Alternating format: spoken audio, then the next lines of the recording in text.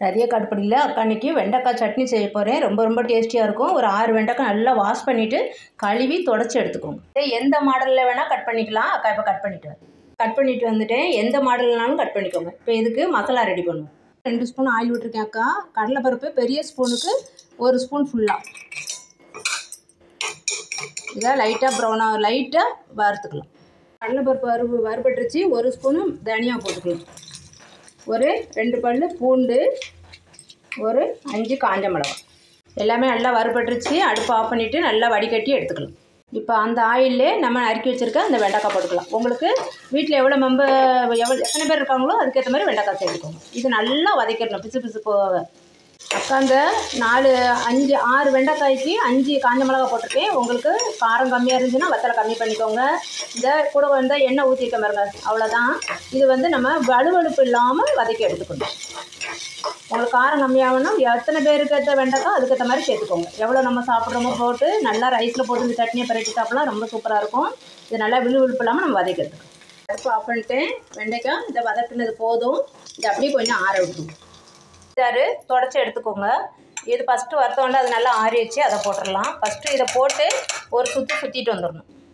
இது கூடவே ஒரு 1/2 ஸ்பூன் ஜீரகம், அப்புறமா இதுக்கு தேவையான சால்ட்டு ஒரு 1/2 ஸ்பூன் அக்கா கல் உப்பு போடுறேன். அவ்வளோதான். நல்லா கொஞ்சம் குறவரப்பாக சுற்றிடலாம். இதே கொஞ்சமாக கறிவேப்பிலை வச்சுருக்கேன், கொஞ்சமாக புளி. எங்கள் வீட்டில் புளி டேஸ்ட்டு பிடிக்காது, அதனால் ரொம்ப கொஞ்சமாக புளி போட்டிருக்கேன். நீங்கள் டேஸ்ட்டு பிடிக்குன்னா இன்னும் கொஞ்சம் புளி போட்டுக்கலாம். இப்போ நம்ம நல்லா சுற்றிடுவோம். இப்போது இந்த அளவு சுற்றினதுக்கப்புறம் இங்கே பாருங்கள், இந்த அளவு சுற்றினதுக்கப்புறம் நம்ம இப்போ அந்த வெண்டைக்காயை போட்டு சுற்றணும். இப்போ வெண்டைக்காய் போட்டாச்சு.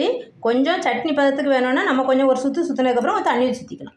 இப்போ கொஞ்சமாக நம்மளுக்கு எவ்வளோ சட்னிக்கு தொட்டு சாப்பிட எவ்வளோ தண்ணி தேவையோ அப்படி லைட்டாக தண்ணி ஊற்றி நம்ம ஒரு சுற்றிடலாம். ஊற்றிட்டு வந்தாச்சு. அக்கா காரம் டேஸ்ட்டு உப்பு எல்லாம் பார்த்துட்டேன். இதை ஒரு பவுலுக்கு அப்படியே மாற்றிடுவோம். பவுலில் வலிச்சு எடுத்துட்டேன். அவ்வளோ ஹெல்த்தியான சட்னிப்பா. இதை செஞ்சு குழந்தைங்களுக்கு ரைஸில் நல்லெண்ணெயோ கீயோ போட்டு அப்படியே பரட்டி ஊட்டுங்க. இப்போ இதுக்கு சும்மா குட்டியாக ஒரு தாளசம் போட்டுருவோம். எங்கள் வீட்டில் எல்லா சட்னியுமே ஒரு தாளசம் போட்டால் தான் அவங்களுக்கு பிடிக்கும். அதனால் இதுக்கு அக்கா குட்டியாக ஒரு தாளசம் போட்டுருதேன். தாளசத்துக்கு வடை சட்டி காய வச்சுருக்கிறேன். கொஞ்சமாக ஆயில் விட்டுக்கலாம். ஹெல்த்தி சட்னிங்கும் போது நம்ம கொஞ்சமாக ஆயில் விட்டால் போதும். எண்ணெய் காயட்டும். எண்ணெய் காஞ்சிருச்சு. ஒரு 1/2 ஸ்பூனு கடுகு உருட்டு பருப்பு வச்சுருக்குறேன். கடுகு உருட்டு பருப்பும் கொஞ்சம் போடிட்டு இப்போ அடுப்பு ஆஃப் பண்ணிவிட்டு பாருங்கள், உருட்டு பருப்பு சவந்துருச்சு. அடுப்பு ஆஃப் பண்ணிவிட்டு அக்கா ஆஃப் பண்ணிவிட்டேன்.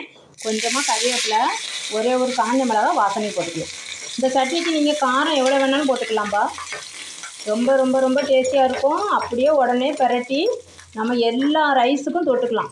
அப்படியே போட்டு பரட்டிக்கலாம். இதை எடுத்து சட்னியில் இந்த தாளசத்தை எடுத்து இப்போ ஊற்றிடும். இப்போது இந்த தாளசத்தை எடுத்து சட்னியில் ஊற்றிக்கலாம்.